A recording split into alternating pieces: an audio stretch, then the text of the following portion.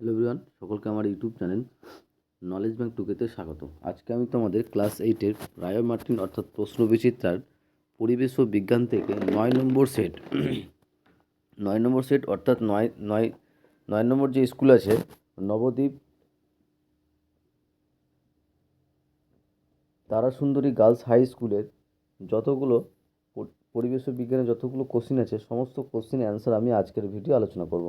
আগের ক্লাসগুলোতে আমরা কিন্তু অলরেডি 1 থেকে 8টা সেটের কিন্তু তোমাদের পরিবেশ ও বিজ্ঞান থেকে অ্যান্সার কমপ্লিট করে দেওয়া হয়ে গেছে। আজকে যেটা ক্লাস করছি সেটা হচ্ছে 9 number set 9 number school Nabadwip Tarasundari girls high school থেকে। ঠিক আছে, তার আগে বলবো চ্যানেল নতুন থাকলে চ্যানেলটিকে সাবস্ক্রাইব করে নিন এবং তার সাথে সাথে পাশে থাকা বেল আইকনটি ক্লিক করে নিন। নেক্সট ভিডিও দিলে তোমরা সেই ভিডিওটার নোটিফিকেশন সঙ্গে সঙ্গে পেয়ে যাও। ভালো লাগলে অবশ্যই বন্ধুদের সঙ্গে শেয়ার করবে এবং কমেন্ট করে জানাবে। ঠিক আছে, তাহলে শুরু করা যাক। প্রথমে দেখো বলেছে সঠিক উত্তরটি নির্বাচন করে লেখো। সঠিক উত্তরটি বেছে নিয়ে লেখো। ফার্স্ট যে কোশ্চিন বলেছে যে ইম্পর্টেন্ট কোশ্চিন এটা, ঠিক আছে, ভেরি ভেরি ইম্পর্টেন্ট কোশ্চিন, যে চাপের এসআই এককটি হলো। চাপের এসআই এককটি কী হবে? অ্যান্সার হবে অপশন সি, নিউটন পার বর্গমিটার। চাপের এসআই একক হচ্ছে নিউটন পার বর্গমিটার। ঠিক আছে, নেক্সট কোশ্চেন, যে দুটি বস্তুর মধ্যে দ্রুত পূর্বের দ্বিগুণ করা হলে মহাকর্ষ বলের মান পূর্বের যত গুণ হবে তা হলে অ্যান্সার হবে 1/9। কারণ যে দ্রুত মহাকর্ষ বলের কি হয়, বর্গের ব্যস্তানুপাতিক হয়। ঠিক আছে, বর্গের ব্যস্তানুপাতিক হয়। যদি পূর্বে যদি 3 হয় তাহলে এখন কি হবে 1/3² মানে 1/9। ঠিক আছে, তারপরে 3 নম্বর, যে প্রদত্ত কোন পদার্থটি খোলা হাওয়ায় ঊর্ধ্বপাতিত হয়? অ্যান্সার হবে অপশন ডি, কার্বন ডাইঅক্সাইড। যে পদার্থটি খোলা হাওয়ায় ঊর্ধ্বপাতিত হয় সেটা হচ্ছে কঠিন কার্বন ডাইঅক্সাইড। নেক্সট, যে আইসোবারদের ক্ষেত্রে নিম্নলিখিত যে কথাটি ঠিক তা লেখো। অ্যান্সার হবে ভর সংখ্যা সমান। কারণ আইসোবারের ক্ষেত্রে দুটি পরমাণুর ভর সংখ্যা কী হয়, সেম হয়। নেক্সট 5 নম্বর, যে ক্যালসিয়াম ক্লোরাইডের সংকেত লেখো। ক্যালসিয়াম ক্লোরাইডের সংকেত হবে অপশন ডি, CaCl2। CaCl2 হচ্ছে ক্যালসিয়াম ক্লোরাইডের সংকেত। তারপরে নেক্সট 6 নম্বর কোশ্চিন দেখো। 6 নম্বর কোশ্চিন বলেছে যে স্বাভাবিক চাপে 4টি ধাতুর গলনাঙ্ক। স্বাভাবিক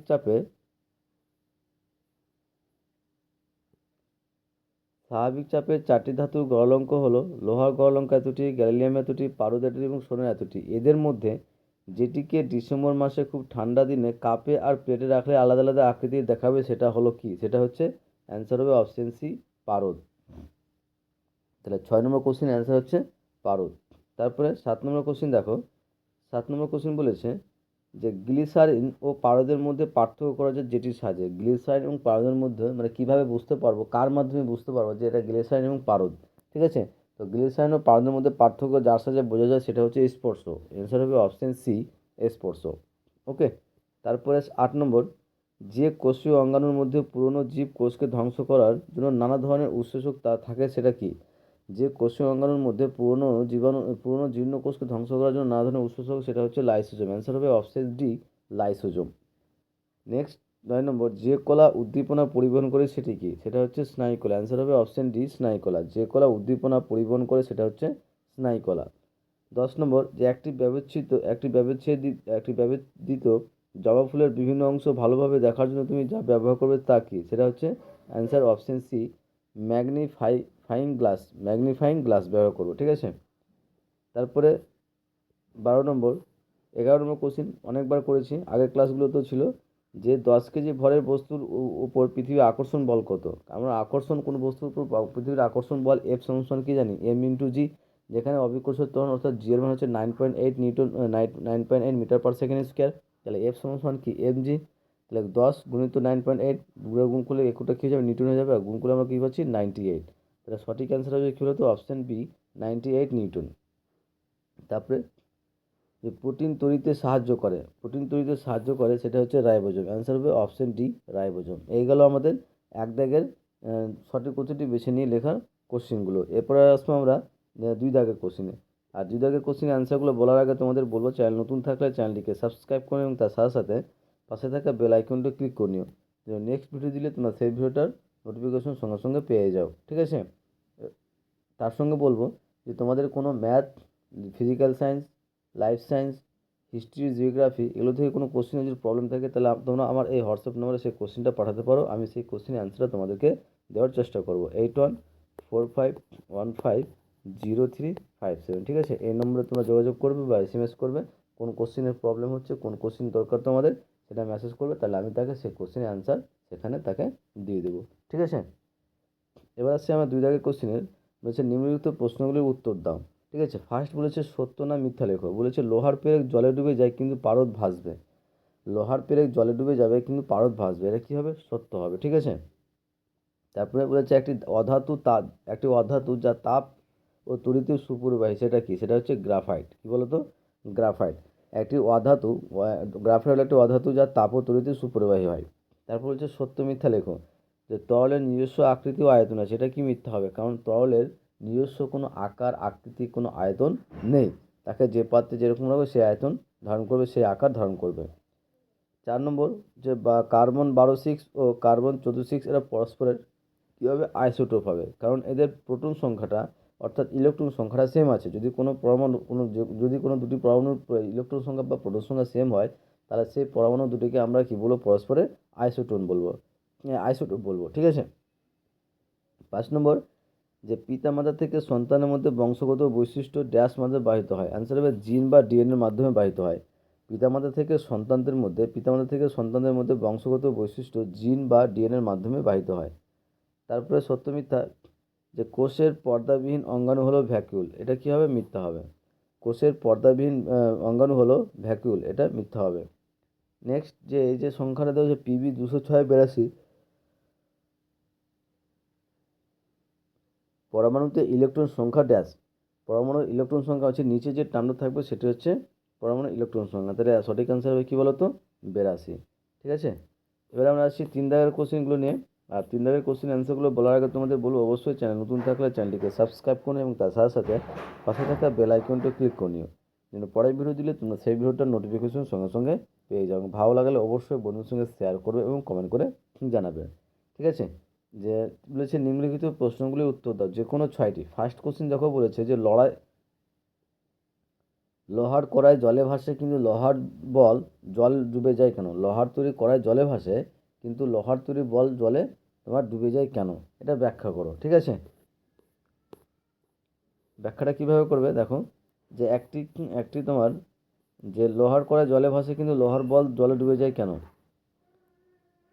যে একটি লোহার বল নিরেট হয়, ফলে তার আয়তন কম এবং তার দ্বারা অপসারিত জলের ওজন বলটির ওজনের চেয়ে কম হয়, তাই বলটি কী হয়? ডুবে যায়। কিন্তু অপরদিকে লোহার কড়াইয়ের আকারটা এমন হয় যে এটি তার ওজনের তুলনায় অনেক বেশি আয়তনের জল অপসারণ করে।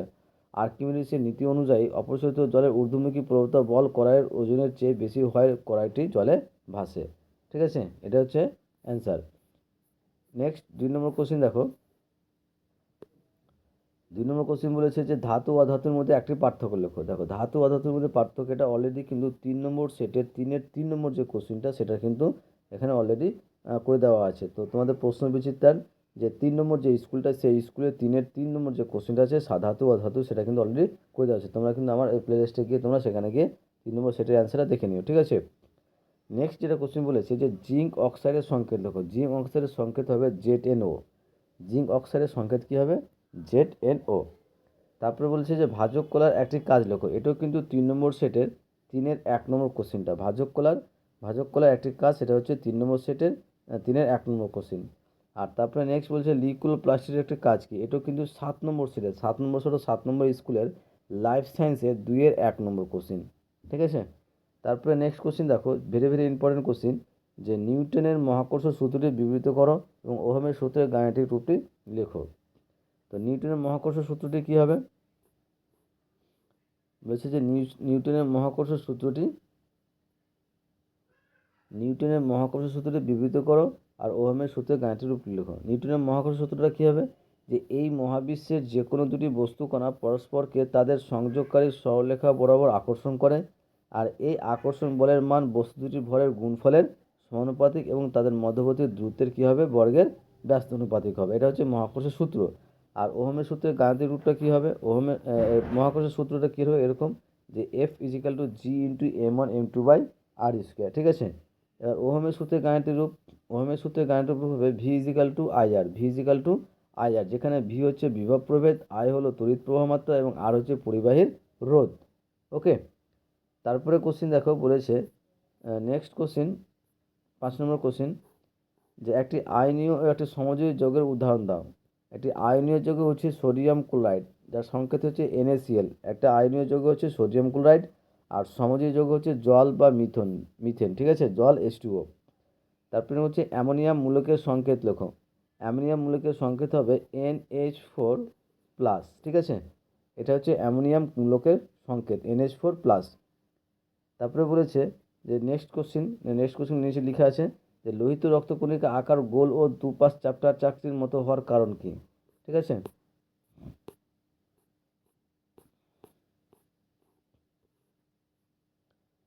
কি বলেছে, যে লোহিত রক্তকণিকার আকার গোল ও দুপাশ চ্যাপ্টা চাকতির মতো হওয়ার কারণ কি। যে অ্যান্সার হবে যে লোহিত রক্তকণিকা এরকম দ্বিউত্তল চাকতির মতো হওয়ার ফলে এর উপরিভাগের ক্ষেত্রফল অনেকটা বৃদ্ধি পায়। এতে করে লোহিত রক্তকণিকা অনেক বেশি পরিমাণে অক্সিজেন গ্রহণ ও পরিবহন করতে পারে এবং রক্তচালকের সরু পথ দিয়ে সহজে যাতায়াত করতে পারে। তারপরে নেক্সট কোশ্চিন, যে তোমার একটা কোশ্চেন ছুটে গেছে এখানে, জীবদের গঠনগত ক্ষুদ্রতম একক কী। জীবদের গঠনগত ক্ষুদ্রতম একক হচ্ছে কোষ বা সেল। জীবদের গঠনগত ক্ষুদ্রতম একক হচ্ছে কোষ বা সেল। এবং তার সঙ্গে একটা কোশ্চেন আছে, নিউক্লিয়াস কাকে বলে। নিউক্লিয়াস কাকে বলে, নিউক্লিয়াস হচ্ছে যে ইউক্যারিওটিক কোষের প্রোটোপ্লাজমে অবস্থিত, ইউক্যারিওটিক কোষের প্রোটোপ্লাজমে অবস্থিত দ্বিপর্দা পরিবেষ্টিত এবং ক্রোমোজোম ধারণকারী যে ঘন অংশটি কোষের সমস্ত বিপাকীয় কাজ নিয়ন্ত্রণ করে তাকে নিউক্লিয়াস বলে, ঠিক আছে। ইউক্যারিওটিক কোষের প্রোটোপ্লাজমে অবস্থিত দ্বিপর্দা বেষ্টিত এবং ক্রোমোজোম ধারণকারী যে ঘন অংশটি কোষের সমস্ত বিপাকীয় কাজ নিয়ন্ত্রণ করে তাকে নিউক্লিয়াস বলে। নেক্সট এবং লাস্ট কোশ্চেন, এই সেটের 9 নম্বর সেটের লাস্ট কোশ্চেন। আর লাস্ট কোশ্চেনটা বলার আগে তোমাদের বলো, চ্যানেল নতুন থাকলে চ্যানেলটিকে সাবস্ক্রাইব করুন এবং তার সাথে সাথে পাশে থাকা বেল আইকনটি ক্লিক করে নিও, এবং নেক্সট ভিডিও দিলে তোমার সেই ভিডিওটার নোটিফিকেশন সঙ্গে সঙ্গে পেয়ে যাবে। ভালো লাগলে অবশ্যই বন্ধুদের সঙ্গে শেয়ার করবে এবং কমেন্ট করে জানাবে। তো লাস্ট কোশ্চেন বলেছে যে ঘর্ষণ বল কি। ঘর্ষণ বল হচ্ছে যে যখন একটি বস্তু অন্য একটি বস্তুর সংস্পর্শ থেকে তার ওপর দিয়ে তলে গতিশীল হওয়ার চেষ্টা করে বা গতিশীল হয়, তখন বস্তু দুটি স্পর্শতলে গতির বিরুদ্ধে যে বাধা সৃষ্টি করে তাকেই ঘর্ষণ বল বলে। এই গেল আমাদের 9 নম্বর সেটের পরিবেশ ও বিজ্ঞান থেকে প্রশ্নবিচিত্রার সমস্ত কোশ্চেনের সঠিক নির্ভুল অ্যান্সার, ঠিক আছে। শেষে তোমাদের বলবো অবশ্যই নেক্সট ভিডিও পাওয়ার জন্য অবশ্যই চ্যানেলটিকে সাবস্ক্রাইব করে নেবে এবং তার সাথে সাথে পাশে থাকা বেল আইকনটিও ক্লিক করে নেবে, ঠিক আছে। ওকে, থ্যাংক ইউ ভিডিওটা দেখার জন্য।